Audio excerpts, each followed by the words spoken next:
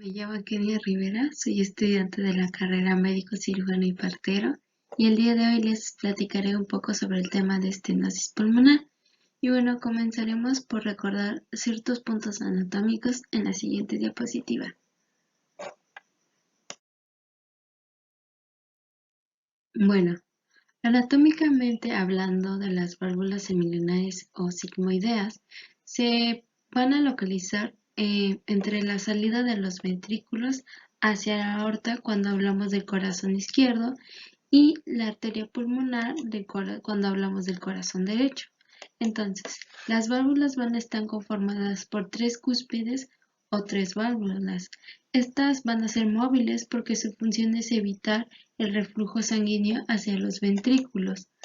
Y bueno, entonces como van a ser móviles y evitar el reflujo, estos entonces van a obedecer a gradientes de presión que van a ocurrir entre las cámaras y los grandes vasos. Y como consecuencia de esto tenemos que las válvulas semilunares se van a abrir cuando los ventrículos se contraen y vence la presión de la aorta y de la arteria pulmonar.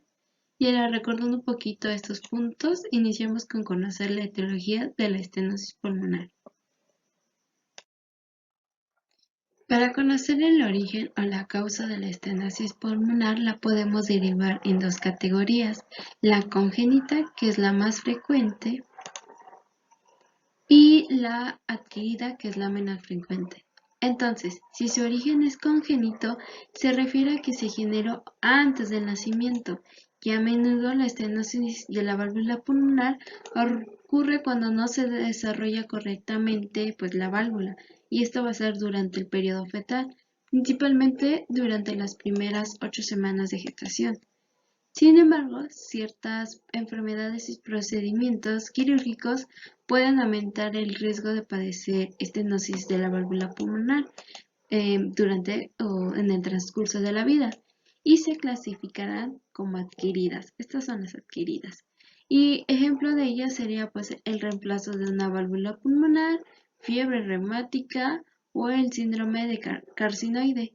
Siendo este último que en algunos individuos con tumores carcinoides, después de varios años, desarrollan una valvulopatía.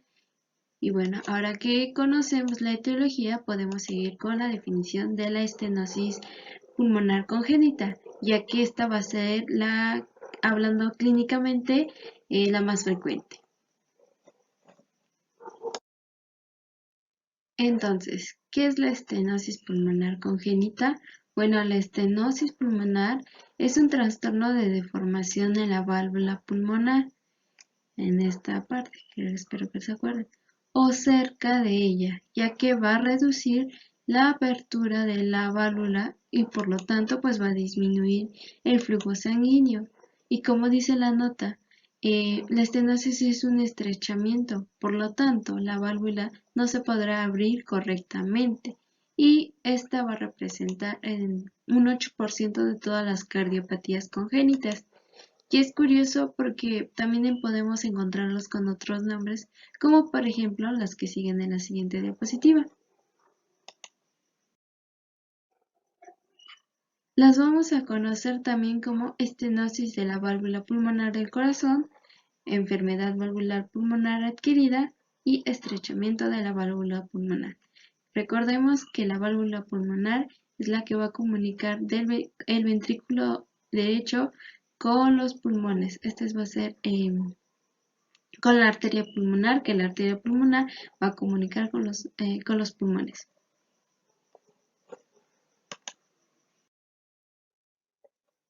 Y bueno, algunos síndromes tienen relación por la presencia de la estenosis pulmonar.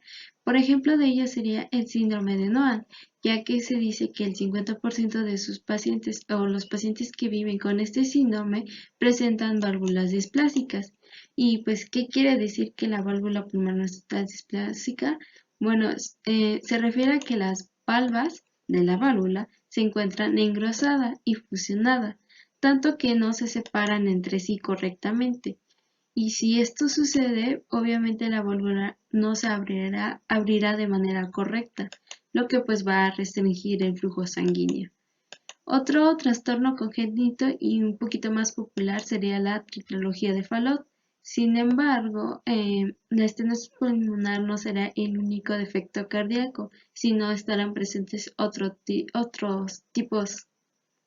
tres tipos. Y por lo tanto, la tetralogía de Fallot es la combinación de la estenosis, de la comunicación interventricular, o sea, entre sus ventrículos, el cabalgamiento de la aorta y la hipertrofia ventricular derecha. Y bueno, a la estenosis pulmonar la podemos clasificar de acuerdo al tipo de obstrucción, su localización y el gradiente de presión de la sangre durante la sístole. El primero es por el tipo.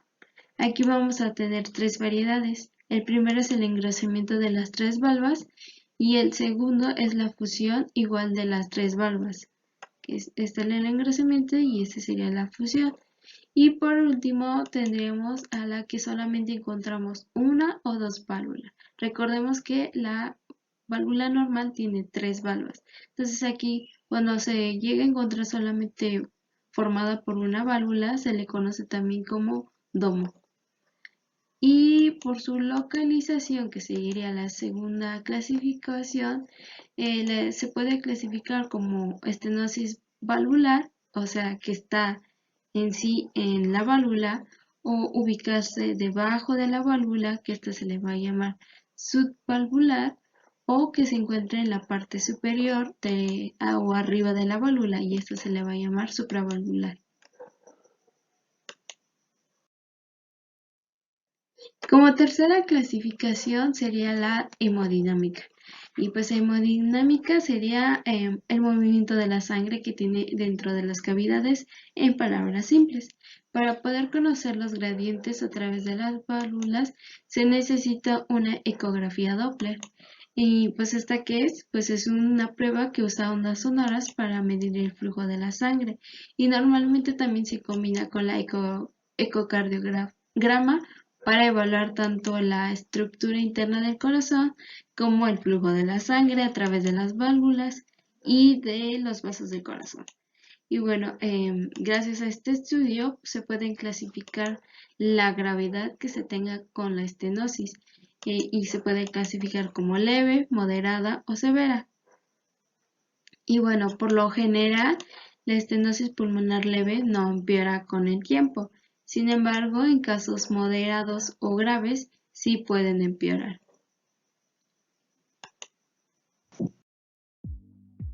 Bueno, ahora les mostraré parte de mi maqueta, tratando de explicarles un poquito sobre la fisiopatología de la estenosis pulmonar. Y bueno, iniciaremos un poco con la circulación pulmonar, que recordemos que comienza con la sangre desoxigenada siendo desembocada en la aurícula derecha por las venas cavas y es la que es recolectada por el organismo. Después de tener una sístole auricular, la sangre pasa para el ventrículo y cuando consigue el ventrículo contraerse, eyectará la sangre a la arteria pulmonar para ser oxigenada en los pulmones. Pero recordemos que tenemos un estrechamiento, o sea, una incapacidad de la válvula para poder abrirse y dejar pasar la sangre. Entonces, la consecuencia evidente será el aumento de la presión intraventricular del ventrículo derecho y en base también pues al grado de obstrucción que tenga la válvula pulmonar. Bueno, la conservación de esta situación lleva a un inicio a que el ventrículo comienza a hipertrofiarse y la cual por un tiempo el ventrículo proporciona pues la fuerza necesaria para hacer pasar la sangre del ventrículo hacia la arteria pulmonar, pero el ventrículo también tiende pues a hacer una remodelación, la cavidad empieza a hacer una remodelación porque no siempre va a ser capaz de hacer esta fuerza, entonces va a sufrir una dilatación que va a ser pues producto de la necesidad de alojar cada vez en su cavidad cada vez más sangre por el reflujo que se va a tener. Y bueno, también indica el inicio pues de insuficiencia del ventrículo, que se va a tornar pues cada vez más insuficiente y va a incrementar la presión venosa sistémica, la cual también va a provocar la dilatación de la aurícula derecha. Y pues si tenemos ya una dilatación o una falla, puede ser una falla, ya tendremos manifestaciones clínicas también de una falla cardíaca. Y ahora, ¿qué vamos a encontrar en la clínica? Bueno, de acuerdo a la clasificación de las cardiopatías congénitas, a la estenosis pulmonar la vamos a encontrar en la de acianóticas, porque no vamos a tener presencia de un cortocircuito. Entonces, dejando un poquito claro este punto, decimos que muchos niños con estenosis pulmonar permanecen asintomáticos cuando la estenosis es leve, claro, y se encuentran asintomáticos durante varios años y bueno, no consultan al médico sino hasta la adultez. Incluso entonces, pues un porcentaje significativo de individuos siguen sin presentar síntomas en ese entonces. Y bueno, ¿qué signos vamos a encontrar entonces? Pues los signos visibles y palpables van a ser el reflejo de los efectos de la hipertrofia del ventrículo derecho. Sin embargo, en los casos en que la estenosis es severa y prolongada, pues vamos a encontrar, si recuerdo un poquito de la fisiopatología, vamos a encontrar manifestaciones y síntomas claros de la falla cardíaca, como sería la distensión de la vena yugular, y bueno, en la cianosis periférica será causada claramente por esta disminuida el gasto cardíaco. Y bueno, también otro sería el dolor precordial, el síncope, fatiga, el retraso del desarrollo del niño, la dificultad respiratoria y la muerte súbita, como también edema.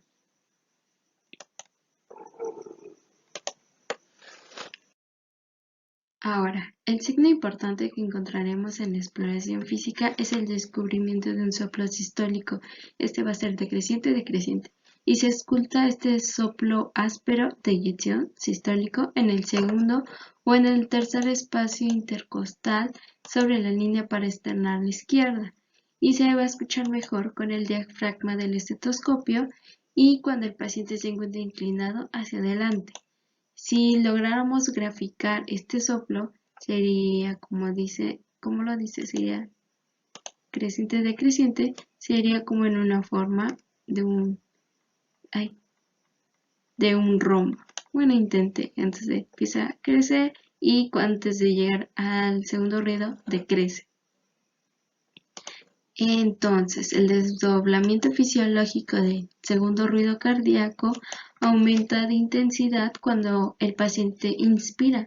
Esto es debido a que aumenta también el retorno venoso hacia su corazón. También vamos a encontrar un frémito, que el frémito es la vibración palpable del soplo en el foco pulmonar. Y bueno, ¿cómo se escucharía el soplo? Sería de esta forma. ¿Vamos a escuchar? Si recuerdan un poquito sobre cómo son los ruidos cardíacos normales, recordemos que el primer ruido sería loop y el segundo sería dub.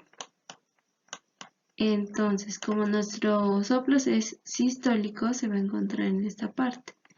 Y lo que vamos a escuchar es que sería el soplo y después el dub. Dub, dub. A ver, espero volver a escuchar, que se escuche de nuevo. Si escuchamos, espero que sí sea perceptible.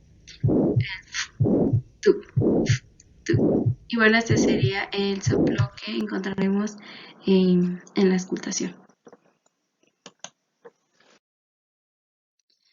Para su diagnóstico, estudios complementarios para el diagnóstico tendremos al electrocardiograma, que nos va a manifestar una hipertrofia del ventrículo derecho con la desviación del eje hacia la derecha. Esto debido pues al aumento del ventrículo derecho, y que pues va a tener un mayor ¿cómo decirlo? Un mayor consumo de la capacidad eléctrica que tiene el corazón. Entonces, por esto se va a manifestar el eje hacia el lado derecho.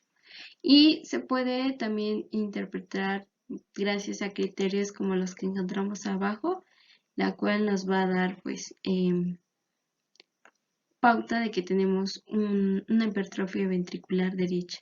Sin embargo, el que nos dé hipertrofia ventricular derecha no significa que es por la estenosis pulmonar, o sea, es inespecífica.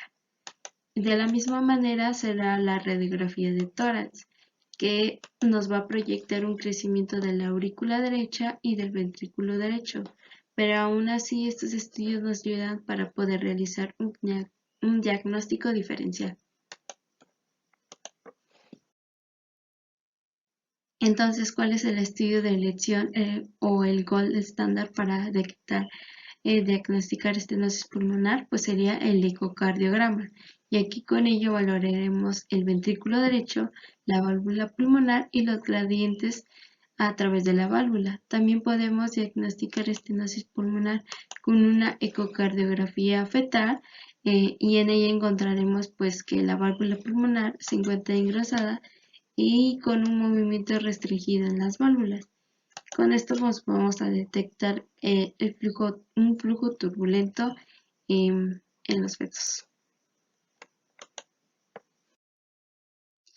Y bueno, como se mencionó anteriormente, los pacientes con una estenosis pulmonar leve no presentarán síntomas. Sin embargo, cuando se encuentran en presencia de otras anomalías cardíacas, su tratamiento puede cambiar y puede ser uso de fármacos, el cual va a consistir en disminuir pues la sintomatología, y con uno de ellos sería pues mejorar la función del ventrículo derecho por medio de medicamentos inotrópicos positivos. Un ejemplo muy popular sería la digoxina, y para disminuir el volumen sanguíneo serían los diuréticos como la furosemida. O también nos ayudaría el mantener el ductos arteriosos en casos severos, esto por medio de de prostaglandina C, que lo que va a hacer es perdurar el ductus arterioso. Esto nos va a ayudar para el flujo sanguíneo. Entonces, finalmente, el tratamiento de elección de la estenosis pulmonar se realizará con la valvuloplastía con valor mediante cateterismo. Esta va a estar indicada en pacientes sintomáticos claramente con una función sistólica normal y un gradiente máximo mayor de 40 o 50 milímetros de mercurio. La valvuloplastía está indicada a cualquier edad. Y bueno, ¿cómo se va a realizar? Durante el cateterismo cardíaco, el cardiólogo intervencionista insertará el catéter en una vena femoral derecha, del lado de la ingle, y luego va a guiar el catéter hasta llegar al corazón y justamente entre nuestra arteria, nuestra válvula que está estrechada. El globo se inflará porque en una parte de su extremo va a tener un globo o balón, la cual se inflará brevemente para poder abrir la válvula estrechada. Luego de que se logró el objetivo, se va a desinflar y se va a retirar. Otro tratamiento invasivo sería el reemplazo de la válvula como tal. Y bueno, estos pueden ser ofrecidos en casos especiales para pacientes muy jóvenes o aquellos que ya han tenido múltiples procedimientos previos. Cuando es necesario el reemplazo quirúrgico, se prefieren las válvulas biológicas. Comúnmente utilizan las válvulas de los corazones cardíacos de los cerdos.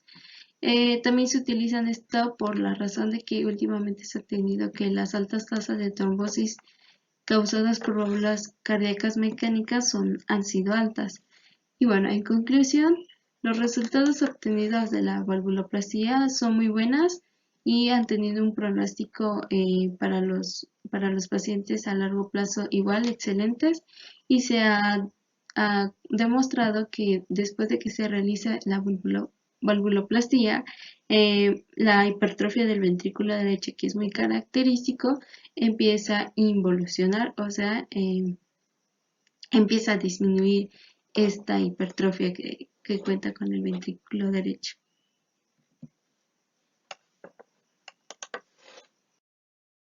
Y bueno, aquí tengo mi bibliografía con artículos con los que me basé. Y